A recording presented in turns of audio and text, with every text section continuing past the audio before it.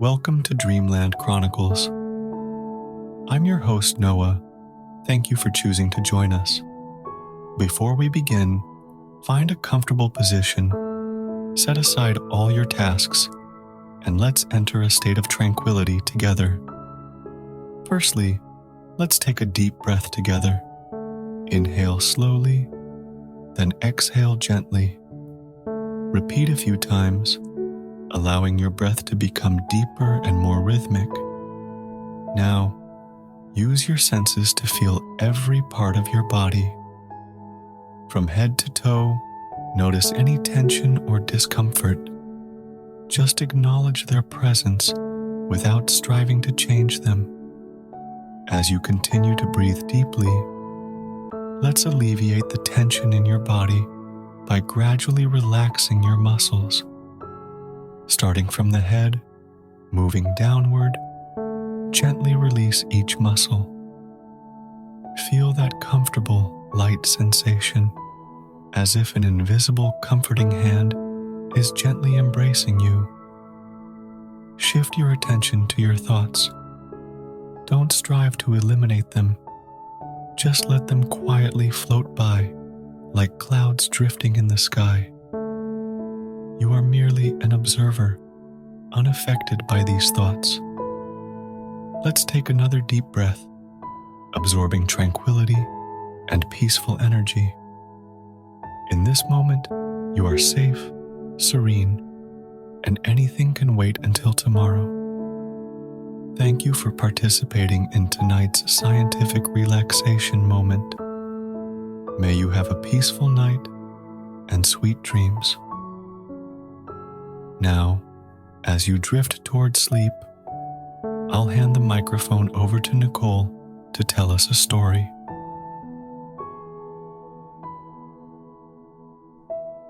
The scapegoat effect, also known as the frustration-aggression theory, is a concept in social psychology.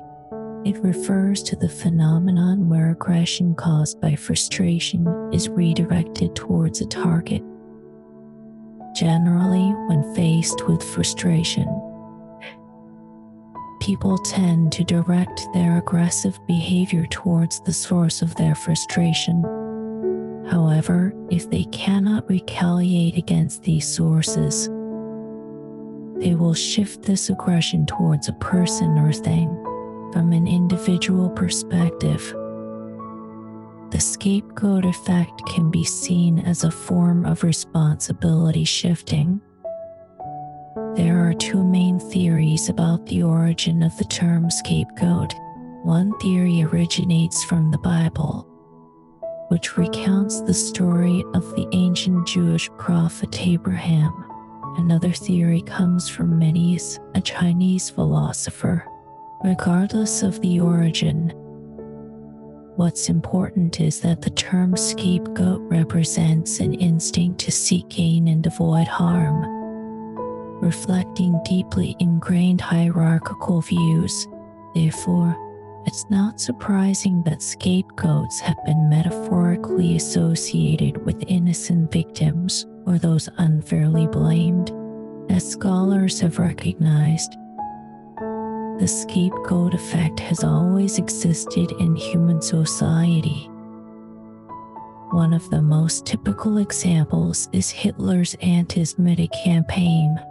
In order to gain control over the middle class in Germany, Hitler scapegoated Jews, blaming them for the internal conflicts and problems within Germany.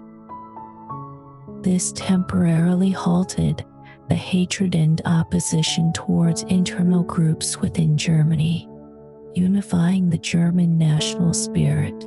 However, at the same time, the Jews, as the scapegoats, suffered fatal consequences. In simpler terms, the scapegoat effect can be understood as bearing the blame.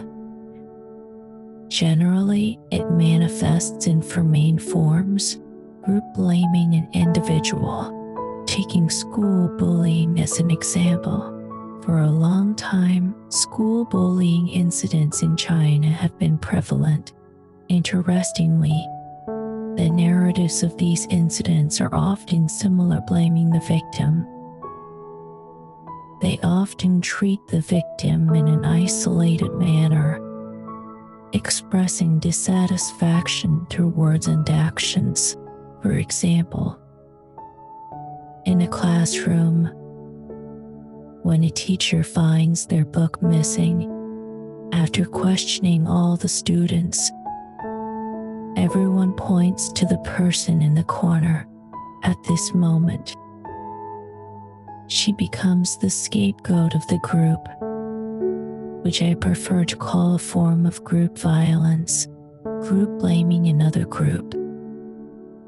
This form often refers to two groups encountering the same problem but blaming each other. This is mainly caused by in-group bias and out-group prejudice. As an improper example, 100 years ago, Hitler massacred Jews in Germany. 100 years later, under the grim conditions of the COVID-19 pandemic, some Americans still believe that the outbreak is due to China, individual blaming another individual. Generally, this form of scapegoating is aimed at avoiding responsibility. If you and your good friend play a game together and fail to win, in your mind, you tend to magnify your friend's mistakes. Just like people with two children at home, after a mishap, they often blame each other, individual blaming a group. This situation is often biased against the individual blaming the group. For example, when people talk about car accidents, the first reaction is often that the driver was a woman.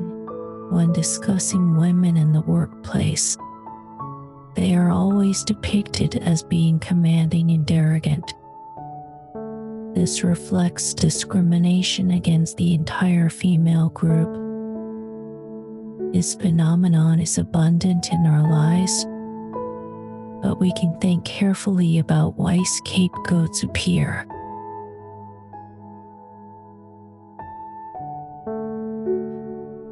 Many years ago, King Lin Wei couldn't bear to sacrifice a bull, so he chose a smaller animal, a lamb. Many sarcastically asked, if the king hides his innocence and goes to death, why not choose the ox? As animals, why did the higher-ups choose lambs? Because they are weak. Why, after a company experiences a brand crisis, is the first thought to create a temporary worker? Why do people in class always like to bully the quiet kid? Why do teachers instinctively say, because of XX student, when asked about the pass rate?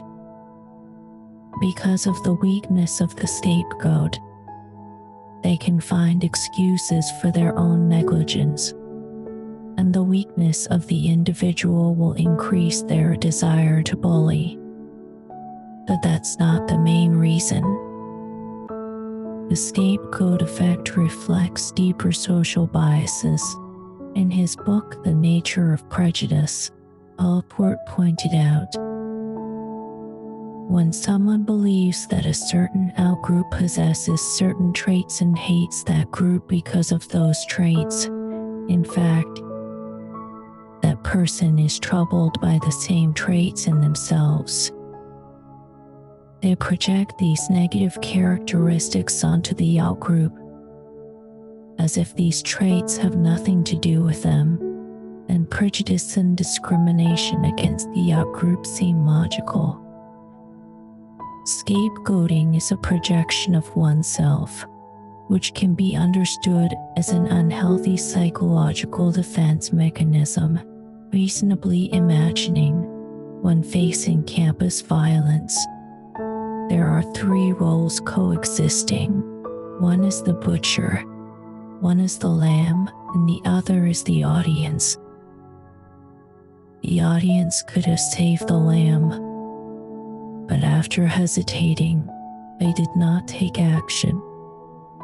They're afraid of becoming the lamb themselves, so they participate in the slaughter and spontaneously search for the next scapegoat to avoid their own fear, thereby achieving the implication, I am moral.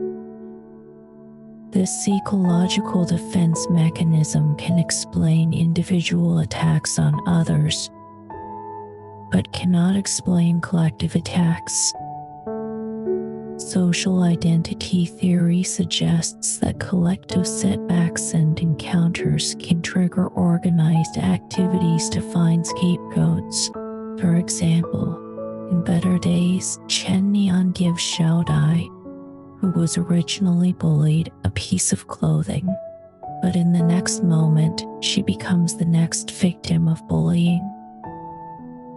The butcher is the murderer, the audience is an accomplice, and it is the lamb that dies.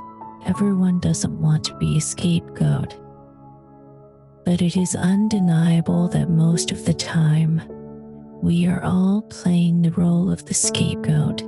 When parents' emotions are not smooth, they always vent their anger on you. When there are conflicts between friends, they always end in arguments. If you inexplicably become a scapegoat and feel angry and sad, you can take these methods. Don't doubt yourself. Carefully review the situation, clarify your thoughts, and keep your mind clear. Don't try to convince yourself it's not a big deal.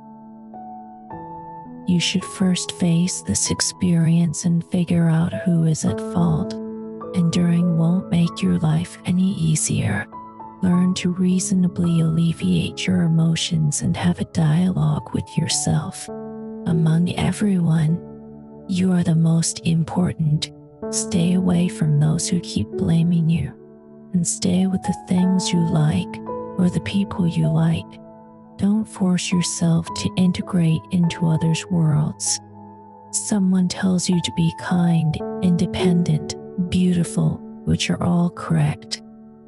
But while possessing these qualities, you should also have an edge. When you encounter injustice, you should be brave enough to resist. Many years ago, the dragon-slaying hero killed a dragon in the river and became a great hero. A bluefish scales grew on his back. At that time, we all thought it was just a trivial story in books. But now, we realize how ironic this story is. The dragon-slaying hero could be you. But please don't become the dragon. Don't look for the next scapegoat. Accept yourself completely. Love all love. Now, as we conclude our time together, may the serenity of this moment linger with you through the night. Remember, you hold the power to create your own dreams, filled with wonder and possibility. Rest deeply, knowing that tomorrow holds endless opportunities for growth and joy. Until we meet again, sleep well and embrace the beauty of your own imagination. Good night and sweet dreams.